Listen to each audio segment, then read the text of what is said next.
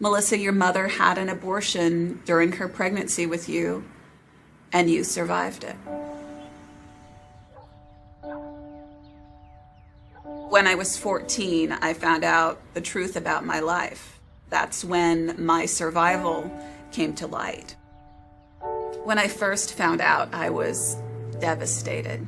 And that night I struggled with anger for the first time. I was born in August of 1977 in Sioux City, Iowa. And what I know about my birth is that I wasn't intended to be born alive. My mother, who was a college student at the time, was 19. She wasn't married to my father. She was almost 8 months pregnant with me, from what we can gather. She went into the hospital and had a saline infusion for an abortion done. The saline infusion abortion involves injecting a toxic salt solution into the amniotic fluid surrounding that preborn baby in the womb. And the intent of that salt solution is to actually scald the child to death from the outside in. I soaked in that toxic salt solution for 5 days. My mother went back to the hospital, had her premature labor induced with me, and that was the day my mother was meant to give birth to a dead child.